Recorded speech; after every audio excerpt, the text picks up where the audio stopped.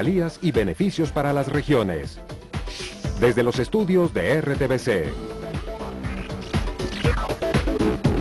Sean ustedes bienvenidos a este conversatorio que originamos desde los estudios de RTVC.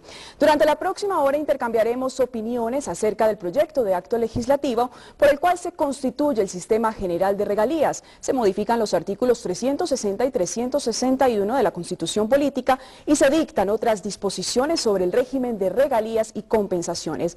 En esta oportunidad nos acompaña el ministro de Hacienda y Crédito Público, el doctor Juan Carlos Echeverry Garzón, los senadores Roy Barreras y Luis Fernando Velasco, coordinadores ponentes del proyecto, y el analista Roberto Steiner. Bienvenidos sean todos.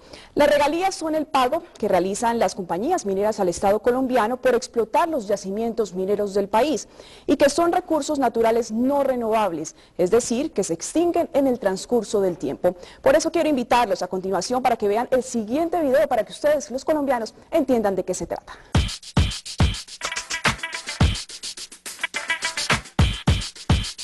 Colombia posee una gran riqueza minera que la hace acreedora a billonarios recursos de regalías y compensaciones provenientes de las empresas encargadas de la exploración y explotación de petróleo, carbón y níquel principalmente.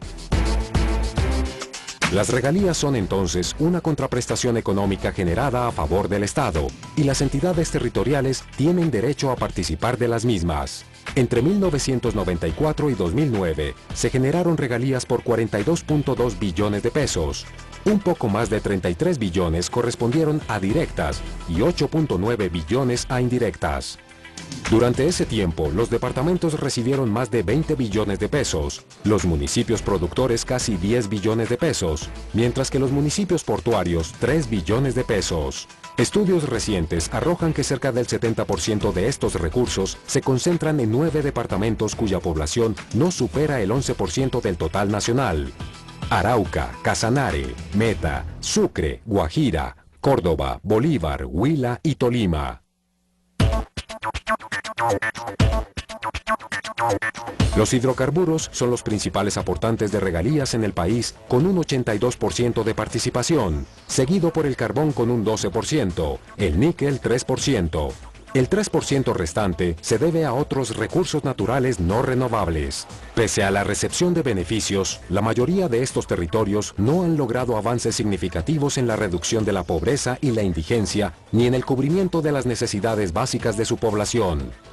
Y en general, no han logrado que las regalías se conviertan en una fuente de riqueza y bienestar en las regiones que las reciben.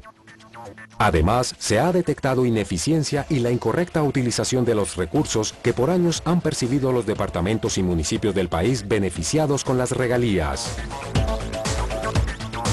En una búsqueda por reorganizar y redireccionar de manera ordenada estos ingresos, llega al Congreso de la República el proyecto de acto legislativo de regalías.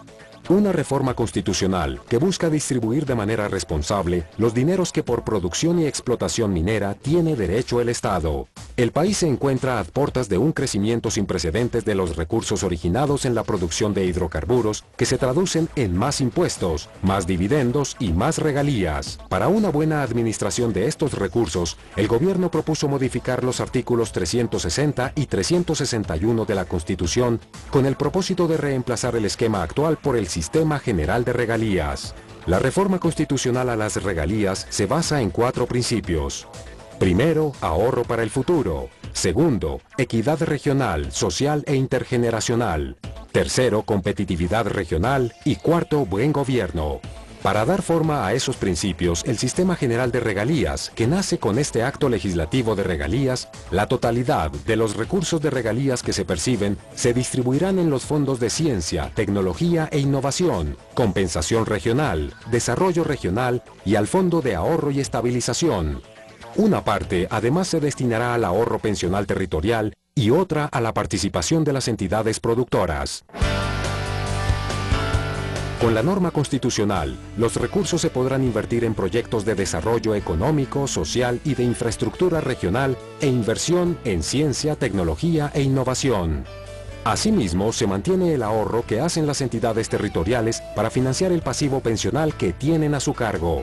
En cuanto a los criterios que deberá tener en cuenta la ley que desarrolle este acto legislativo, que recordemos, será de iniciativa del Ejecutivo, se tiene que la distribución de los recursos de regalías y compensaciones deberá tener en cuenta los indicadores de pobreza, eficiencia, población y equidad regional. Con este acto legislativo, el gobierno considera que se logra un avance importante en la regulación de las regalías y compensaciones con beneficios que redundarán en una inversión más equitativa que beneficie a gran parte de la población. Muy bien. Después de ver este video, ministro, cuéntenos un poco acerca de qué consiste esta reforma constitucional a las regalías. Diana, yo creo que la primera palabra, si tuviéramos que dejar una sola palabra para que nuestros televidentes entiendan, es equidad. ¿Equidad qué quiere decir? Las regalías vienen de los recursos que están en el subsuelo, el petróleo, el carbón, el oro, otros minerales, y le pertenecen a todos los colombianos, dice la Constitución, al Estado que somos todos los colombianos. Hasta ahora su extracción favorecía, y con buenos criterios, pero favorecía solamente a unos pocos departamentos y unos pocos municipios. Ahora lo que vamos a hacer es repartir la mermelada en toda la tostada nacional, que quiere decir todos los colombianos, desde Nariño hasta el Amazonas, hasta La Guajira, hasta Chocó, pasando obviamente por Quindío, por Boyacá, Cundinamarca, vamos a recibir una porción de esas regalías. Segundo, buen gobierno. Lo importante es que con estos recursos hagamos obras de desarrollo, de inversión, carreteras, distritos de riego, acueductos, etcétera, lo que cada región considere conveniente, pero que esos recursos se gasten con probidad, con buenos contratos, que sirvan a cada comunidad y que nos permitan integrarnos como país. Para eso hicimos unos triángulos de buen gobierno compuestos por los gobernadores, los alcaldes y unos ministros, y el dinero en la mitad, para que se gaste con probidad, con eficiencia y con honestidad. Tercero, ahorro. Aquí hay una verdad de puño, es que estos son unas bonanzas que no son eternas, duran 5, 10, 15 años, ojalá duraran 50 años, pero en principio pueden durar un periodo acotado. Y lo que se ha sabido en el mundo los últimos 100, 150 años es que lo mejor en esas bonanzas es ahorrar una parte importante para el futuro, para nuestros nuevos mandatarios, para nuestros hijos, etcétera, pero también ese ahorro es importante porque nos reduce el número de dólares que entran y nos permite sostener la tasa de cambio. Hay otros elementos que vamos a mencionar, pero esos tres en principio, equidad, buen gobierno y ahorro serían los que yo pondría de precedente para explicarle a los estudiantes. Bienvenido, doctor Steiner, y cuéntenos por qué es tan importante esta reforma constitucional en cuanto a avance para nuestro país. Bueno, gracias, Diana. Yo creo que el ministro ha dado unas buenas razones de por qué debemos todos los colombianos apoyar esta importante iniciativa. La forma en que hoy en día se distribuyen las regalías en nuestro país es muy inequitativa entre regiones y entre generaciones. Nos estamos gastando toda la plata y nos la estamos gastando mal. De manera que yo creo que una iniciativa que procura mejorar la distribución entre regiones y entre generaciones es algo que hace todo el sentido del mundo. Nosotros tenemos algunos reparos a detalles del proyecto, pero la esencia del mismo la compartimos plenamente, máxime ahora que se avecinan unos buenos tiempos en el frente minero-energético y que se prevé que estos recursos van a aumentar de manera significativa. De manera que una reforma que va a distribuir equitativamente entre todos los colombianos este valioso recurso y que además dispone que una parte importante de los mismos se ahorre para que lo puedan utilizar futuras generaciones, es algo que hace todo el sentido. Usted habló sobre algunos reparos, precisamente cuéntenos acerca de esos reparos. Tengo entendido que es sobre la creación de fondos y los porcentajes para estos fondos. Bueno, antes de entrar en eso, déjeme decirle que creemos nosotros que es importante que la reforma a las regalías pase al mismo tiempo que apruebe el Congreso la regla fiscal, el proyecto de regla fiscal. Nosotros creemos que sería un problema que pasara la reforma a las regalías y el país se pusiera en el cuento de ahorrar parte de los recursos de las regalías, al mismo tiempo que el gobierno nacional central se sigue endeudando y sigue adquiriendo deudas en otros frentes por tener desbalanceados la situación fiscal, de manera que las regalías que van a ser ahorradas tienen que ir complementadas de ahorros a nivel macroeconómico. Por lo tanto, acompañamos plenamente la idea de que la regla fiscal debe pasar simultáneamente con la reforma de las regalías. Ahora, ¿qué nos preocupa de la reforma de las regalías? Yo creo que por lo menos dos cosas. Una es que ratifica una tendencia preocupante que hay en este país, y es llenar la Constitución de porcentajes. A mí me da pena, ministro, pero al mismo tiempo que nos quejamos todos, sobre todo los economistas, de que las finanzas públicas son completamente inflexibles, este proyecto, creo yo, lo que hace es inflexibilizarlas aún más al consagrar porcentajes específicos en la Constitución. Para dar un solo ejemplo, se dispone que el 10% de las regalías se va a gastar en ciencia y tecnología. Esto seguramente es algo que hace sentido en este momento, pero en 10 o 15 años quizás las prioridades de gasto han cambiado y entonces vamos a tener que enmendar nuevamente la Constitución para cambiar esos porcentajes. De manera que vemos con preocupación que se esté llenando de porcentajes la Constitución cuando eso debería ser dejado para desarrollo legal. Y el otro tema que nos preocupa, pero entendemos pues que es un compromiso político ineludible, es esta idea del fondo de compensación para darle un tratamiento preferencial a las regiones más pobres de este país. Hace todo el sentido del mundo que las regiones ricas ayuden a las regiones pobres, pero nosotros ya tenemos un sistema que hace eso de manera muy eficiente, que es el Sistema General de Participaciones, donde a una bolsa común contribuyen mayoritariamente las regiones más ricas del país, incluida la ciudad de Bogotá, y los principales beneficiarios del Sistema General de Participaciones ya son las regiones más pobres. De manera que a mí me parece que si se considera que debe haber una mayor equidad regional en el gasto de las regalías, lo que se ha debido disponer era mandar parte de las regalías a el presupuesto nacional y distribuirlo a través del Sistema General de Participaciones, que inventarse un nuevo mecanismo en las regalías para distribuir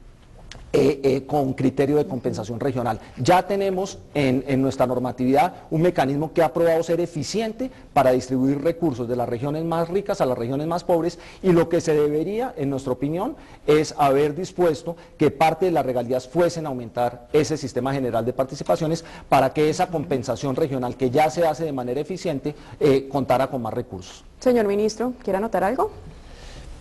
Los porcentajes. Primero, es un tema fundamental para nosotros que la academia apoye el proyecto.